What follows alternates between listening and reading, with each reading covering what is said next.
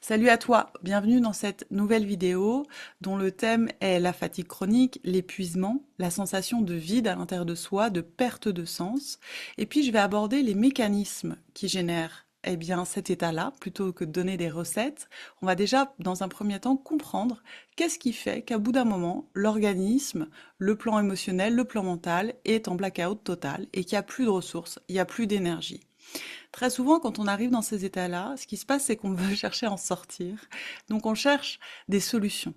On se dit, je vais, avec de la volonté, prendre telle ou telle décision.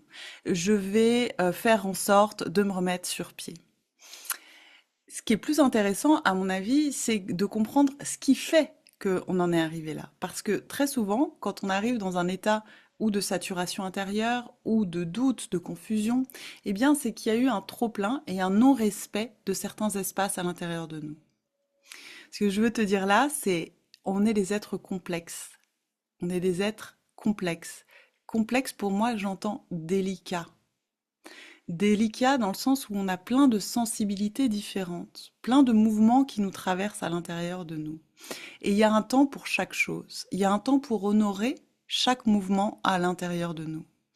Ce qui va faire que on va aller à contre-courant et que du coup, au bout d'un moment, que ça soit le corps, que ça soit tout notre plan émotionnel, arrive dans un état de quasiment de sidération, de on comprend plus rien de ce qui se passe, il y a plus d'énergie, il y a plus d'élan, il y a plus de désir, eh bien c'est qu'on n'a pas respecté ces temps-là à l'intérieur de soi. Donc là, je vais aborder différents types d'espaces et différents types de mouvements que l'on peut avoir à l'intérieur de nous, qu'il est nécessaire et en fait très beau de respecter et d'honorer parce que derrière, il y a une grande richesse. Alors, les trois espaces dont je vais vous parler là, je les ai perçus suite à un cours que j'ai donné la semaine dernière de fascia danse. Bah, je vais en profiter pour me présenter. Peut-être que tu me connais pas. Je m'appelle Nathalie Varlet. J'ai une formation de base de kinésithérapeute du sport, de fasciathérapeute. Donc, je suis spécialisée vraiment sur l'approche de la perception de soi, de la sensibilité de soi à travers le corps grâce à ce tissu mémoriel qui est le fascia. Et puis, je suis aussi facilitatrice de constellations systémiques transpersonnelles, c'est-à-dire de venir retrouver de l'ordre dans nos schémas à l'intérieur de nous-mêmes grâce à la compréhension des mémoires ancestrales et des mémoires inconscientes qui peuvent nous traverser. Et ça, tu l'auras compris, je le propose principalement à travers le corps, parce que rien n'est plus tangible et plus dans le présent que notre rapport au corps. Quels sont les différents espaces qu'on peut essayer de regarder, de sentir et qui vont permettre très naturellement que l'on va retrouver un mouvement naturel. Quand on retrouve un mouvement naturel qui est la vie qui nous traverse, toute l'énergie se recycle automatiquement et on n'arrive pas dans des états d'épuisement ou de fatigue. Et quand on arrive dans des fatigues vraiment chroniques, proches de la dépression, là, le système, il a très très très peu de batterie pour se ressourcer. Donc là, l'idée, c'est de vous aider à comprendre, à sentir plutôt que de comprendre, dans quel espace je peux poser mon regard pour lui permettre d'exister et que du coup, l'énergie se recycle à l'intérieur de soi-même. Donc comme je le disais, je donnais un cours de fascia danse lundi dernier. Et à la suite du cours, les participants sont rentrés dans une pratique profonde et dans un espace d'intimité avec eux-mêmes. Il y a quelque chose de très courant, c'est à la fin des cours de proposer, si vous avez envie de partager quelque chose, voilà, le micro est ouvert, vous pouvez le faire. Ce que je fais assez régulièrement à la fin de mes cours pour permettre justement un échange et puis peut-être une guidance ou permettre de mettre en lumière ce qui a été vécu. Et là, ce soir-là, j'ai vraiment senti que les participants étaient allés tellement profondément en eux-mêmes que dans cet espace-là, si délicat, il n'y a pas encore les mots. Il y a pas l'élan d'expressivité. Il n'y a pas l'élan non plus de recevoir l'expressivité de l'autre. Et donc, j'ai proposé d'observer à l'intérieur d'eux-mêmes, d'elles-mêmes, dans quels espaces ils étaient. Est-ce qu'il y a vraiment un mouvement qui émerge pour partager? Est-ce que c'est un mouvement, le fait de parler, de s'exprimer, de rentrer en relation de façon verbale avec quelqu'un, avec un groupe, eh bien c'est un mouvement qui naît de l'intérieur. Le problème, c'est que on a tellement été éduqué par automatisme, notamment face à un prof, à quelqu'un, mais même dans toutes nos relations en général, hein, à cet automatisme de, ok, je te donne un bout de moi, je te donne, voilà, je vais exprimer quelque chose. Mais peut-être que dans cet instant-là, il y a un respect de l'expression n'est pas encore, n'est pas encore mûr. Et en fait, d'exprimer quelque chose qui est en maturation, ça peut couper l'intégration de ce qui est en train de se passer. Ça, c'est vraiment, je le dis aussi pour les personnes qui se sentent hypersensibles. Voilà, j'aime pas du tout les étiquettes, mais je pense que tout le monde est hypersensible. Juste à un moment donné, ça se révèle ou ça met un peu plus de temps à se révéler. Mais on a tous des langages différents. Et il y a des moments, il y a des temps.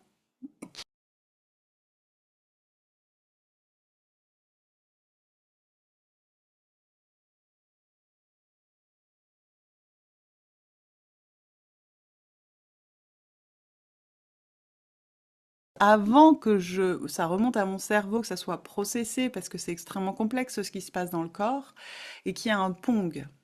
Déjà un pong à ma conscience. Et après, peut-être que ce pong-là, j'ai besoin de temps pour percevoir ce que ça génère à l'intérieur de moi. De vouloir l'exprimer trop vite, on perd ce temps-là, tout le déploiement que ce pong peut faire à l'intérieur de nous-mêmes.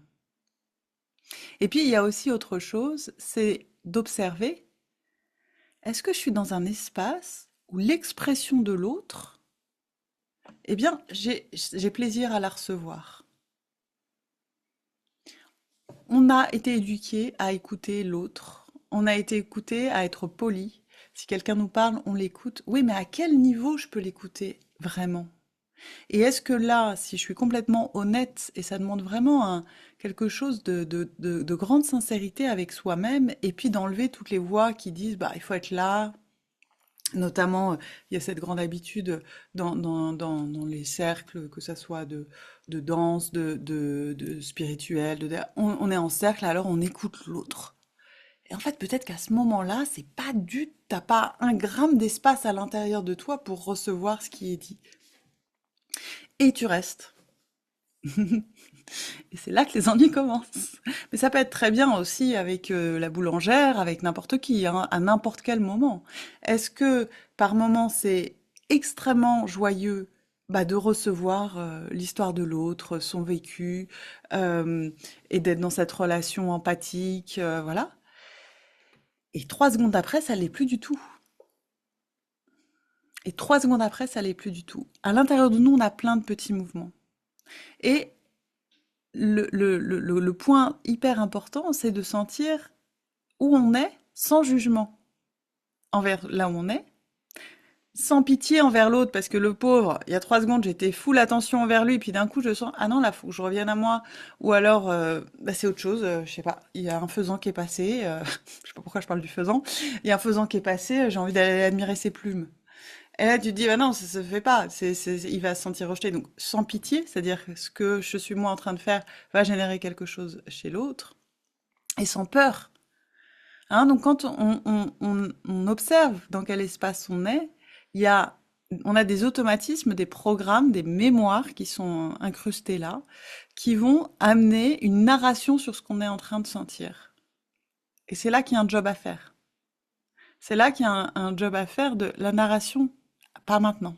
Et c'est à ça que sert la pratique. C'est à ça que sert enfin, la pratique corporelle principalement. C'est que en portant son attention sur la sensation corporelle, on a un milligramme d'avance, milligramme, je sais pas parce que c'est pas en poids, mais en millimètres d'avance sur la narration qui va pouvoir arriver. Donc là, je vous ai parlé d'un espace. Est-ce que je suis dans un espace d'expressivité? Est-ce que je suis dans un espace où l'expressivité de l'autre, eh bien, je suis en mesure de la recevoir? Ou ni l'un ni l'autre? Et ça, c'est les moments de grâce. Et c'est pour ça que je vous fais cette vidéo. Parce que je vois tellement dans tous les espaces que j'accompagne, et même après les séances de thérapie, il y a cette volonté de me dire ce qui se passe. Mais en fait, tu es en train de te nourrir de toi-même, tu es dans un espace d'intimité avec toi-même, profite, viendra après, ou pas, un temps pour l'exprimer. Et peut-être que justement, ça sera tellement intégré qu'il n'y aura plus besoin de l'exprimer. Mais on a cette tendance à une espèce de rapidité de je vis, je dis. Ça fait une vie qui est un peu superficielle quand même. Il y a des process, et là actuellement, bon, je tourne la vidéo, on est en février, donc on est dans un temps d'hiver. Le process, il est beaucoup plus lent. Il n'y a pas de réactivité. On est plutôt dans une espèce d'alchimie intérieure, de pouvoir réapprendre comme un artisan ou une artisane de ces espaces intérieurs, à aller sentir ce qui se passe et à se permettre que ça bouge à chaque instant. Ça aussi, c'est une notion que je voudrais apporter, notamment pour les personnes qui sont dans des moments de difficulté, de dépression, de fatigue chronique. Et dans ces moments-là, on peut se dire, il n'y a pas de bout, quoi. Alors là, on peut essayer d'aller voir le printemps dans pas très longtemps. Ça peut donner cette sensation d'espoir. Mais en fait, ce qui fait que qu'on se maintient là, c'est qu'on n'ait pas envie d'être là. Mais si on commence à porter un autre regard sur l'espace dans lequel on est, t'es peut-être dans un espace extrêmement savoureux qui est juste à côté de l'espace de c'est le bordel, il y a que du noir et tout ça. Il est pas loin, je t'assure. Si tu m'écoutes et que t'es dans ces espaces il y a que du doute, où il y a de la peur, où il y a à côté il y a un autre espace. Ah, ça c'est la gymnastique qu'il faut apprendre un petit peu à faire, c'est le retourner un peu le miroir pour se dire si tout peut cohabiter à l'intérieur de soi. Mais pour ça, il faut prendre le temps d'être sincère avec soi-même. Et c'est là que je vais pas te mentir, je vais pas te donner, je donne pas des recettes, moi. Je donne un chemin, un rythme. Il y a un rythme dans la façon dont on va se relier à soi-même. Et en fonction de la période de l'année, du jour, le matin, le soir, on est dans des rythmes différents. Et respecter ces rythmes-là, ça permet de retrouver une cohérence à l'intérieur de soi. Ça permet de retrouver une cohérence à l'intérieur de soi en lien avec ce qui se passe à l'extérieur. Bon, avec cette idée que peut-être que intérieur-extérieur, ça fait des ping-pong en permanence. Et que finalement, bizarrement, beaucoup de personnes vivent la même chose au même moment. C'est peut-être qu'il y a des influences extérieures qui sont là pour faciliter l'accès à aller venir sentir des espaces intérieurs. Bon, c'est une autre notion un peu plus compliquée. Je vais synthétiser un petit peu ça pour que tu repartes avec une idée de pratique aussi un peu pour toi après cette vidéo. Observe dans ta journée. Est-ce que je suis dans un espace d'expressivité? Est-ce que j'ai l'élan naturel de partager? Est-ce que j'ai l'élan naturel de parler? Est-ce que je suis dans un espace où il y a de l'espace pour recevoir l'expressivité de l'autre? Pour pouvoir recevoir l'autre, à un moment donné, il faut avoir été tellement plein de soi, avoir de l'espace en soi pour qu'il y ait une autre information qui arrive. Si tu t'es sursaturé en écoutant les autres, en te mettant de la suractivité, en te mettant des coups de volonté, des coachs intérieurs qui te disent faut faire ça, fais du sport, mange bien, sois une bonne mère, sois un bon père, ramène de l'argent, et une carrière. Bon, bref, un bon pote, décroche quand t'as un pote qui est pas bien, machin, tu n'as plus d'espace à l'intérieur de toi. Donc tu peux pas recevoir l'autre à la mesure de ce que tu aimerais pouvoir recevoir l'autre. Parce qu'en plus, quand on commence à recevoir une expressivité de l'autre, et là je prends l'exemple du cours parce que il y a un tel niveau de sensibilité, de délicatesse, que c'est moi ce qui leur ai dit, sentez vraiment bien. Coupez la caméra, fermez le zoom, même pas de au revoir, même pas de coucou ou quoi, juste toucher ça à l'intérieur de soi, mais moi, en tant que facilitatrice, prof, je ne peux espérer que ça. Reste avec toi-même. Et la politesse de merci, au revoir et tout ça, là, t'oublies. C'est pas, coupe, t'es là. Profites-en et vis-le à ta façon, chez toi, tranquillement. Et justement, quand on pratique et qu'on arrive à retoucher cette sensibilité, ces espaces-là, ça permet un peu d'avoir un peu plus de référence intérieure. Et du coup, quand on est dans nos relations dans la vie, ce qui va beaucoup, beaucoup plus vite, on peut faire un pas en arrière et de se dire, attends, où je suis? Je suis dans un espace où je suis dans l'expressivité. Et puis si j'ai pas envie, je parle pas. Ou alors je me relie même pas à l'autre. Est-ce que je peux le recevoir? Où est-ce que je suis avec moi-même? Mais quelle merveille! Et du coup, c'est beaucoup plus agréable parce qu'à un moment donné, il va falloir l'exprimer. Tu me dis, ouais, je fais comment pour poser mes limites? On arrive, on arrive. Quand quelqu'un te dit, bah écoute, je suis désolée, là vraiment, j'ai pas pu être disponible parce que vraiment, je prenais le temps d'être avec moi-même. Et quand c'est fait à partir de cet espace de paix tranquille, l'autre, il est juste content pour toi, en fait. Il se dit, ok, très bien. Par contre, si tu dis, ah, ouais, je suis désolée, j'ai pas eu le temps, et puis ta, et ta, tu vois, là, tu le sens dans l'énergie, il y a une tension. Et en fait, tu renvoies cette tension, cette culpabilité, ce truc-là. Non. Habiter pleinement son espace, se le permettre pleinement, c'est retrouver un nouvel ordre. Un ordre, on pourrait se dire, oui, c'est moi. Non, c'est pas toi. Ce qui te traverse, c'est la vie. C'est une cohérence avec le mouvement de la vie. Parce qu'on croit que c'est nous qui décidons de ce qui se passe, de comment je me sens. Non, c'est toi qui décides comment tu vis ça. Par contre, là, je vais aussi parler pour ceux qui vivent des grandes traversées en ce moment. On l'a depuis quelques jours, ça commence à changer. Euh, Ça arrive très souvent, d'un jour au lendemain, flamme. Tu te prends, alors parce qu'il y a un événement extérieur, parce que tu sais pas pourquoi tu te réveilles comme ça, et tu peux rien faire. Tu peux rien faire, ce que tu peux faire, c'est sentir. Tu peux sentir ce qui te traverse. Et c'est ça le travail d'artisan et d'alchimiste à l'intérieur de soi. C'est ça être en cohérence avec soi-même. C'est pas chercher à être autre chose que ce qui me traverse. Je vais amener un autre point. Ouais, je voulais faire hyper court. Ce qui nous traverse, c'est des mémoires anciennes. Les sentir, c'est honorer ces mémoires anciennes. Ok, ça, ces mémoires anciennes, c'est des mémoires transgénérationnelles, c'est des mémoires de tous ceux qui, avant nous, nous ont permis d'être là. Donc, en les sentant, on honore ce que eux ont déjà fait comme chemin. Je vous ferai une autre vidéo sur ce thème-là, plus sur les mémoires transgénérationnelles. Mettez-moi en commentaire si ça vous intéresse. Et évidemment, comment ça résonne pour vous de sentir ces trois espaces là expressivité, est-ce que je suis capable de recevoir l'autre ou est-ce que je suis en intimité avec moi-même et j'ai besoin de me remplir de moi avant de pouvoir ressentir comment, une fois qu'on est plein de soi, on n'a qu'une envie, voir, c'est retourner dans l'expressivité, c'est recevoir l'autre, c'est pas, ça revient naturellement. Pas besoin de le forcer. Voilà. N'hésite pas à mettre en commentaire comment ça t'a parlé. Pour ceux qui sentiraient qu'ils ont besoin de pratiquer, alors je vais pas te mentir, là je te dis le concept, c'est de la pratique. Et c'est de la pratique à travers le corps. Donc je propose le programme Fascia Dance, qui est justement un apprentissage de percevoir ses mouvements à l'intérieur de soi, de retrouver son mouvement naturel à l'intérieur de soi. Tu trouveras toutes les informations dans le lien sous la vidéo avec le programme Fascia Dance. Si tu aurais envie avant d'expérimenter une pratique avant de t'engager, eh ben, je vous propose un replay d'un cours gratuit. Le lien est aussi en dessous de la vidéo. Tu peux t'inscrire là sans aucun compromis et comme ça tu sens si c'est pour toi ou pas. Je pense que tu as bien senti que toute mon approche est de sentir la résonance à l'intérieur de soi. Et puis pour ceux qui auraient besoin d'un accompagnement en individuel, je propose un accompagnement qui est à la fois thérapeutique et un accompagnement spirituel en ligne. Alors si vous êtes sur Ibiza, welcome, évidemment, en présentiel.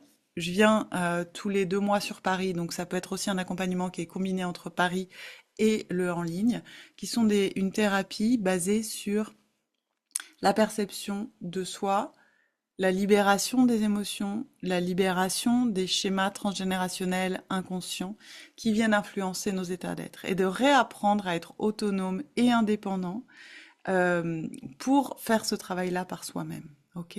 Donc cet accompagnement, il est particulièrement adapté pour les personnes qui ont déjà fait des thérapies.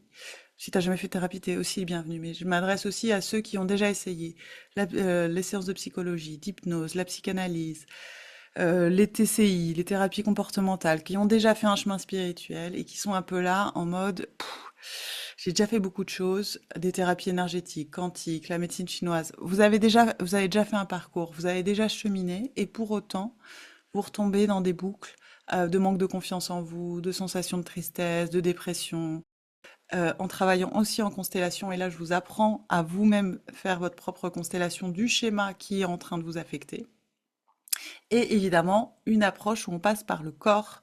Donc c'est aussi adapté pour ceux qui vont avoir tendance à se sentir dissociés, à pas être là, ou avec un vécu difficile avec le corps, que ça soit des abus, que ça soit la sensation de pas être bien dans son corps, de surpoids, voilà, quand vous sentez que vous êtes en conflit avec le corps.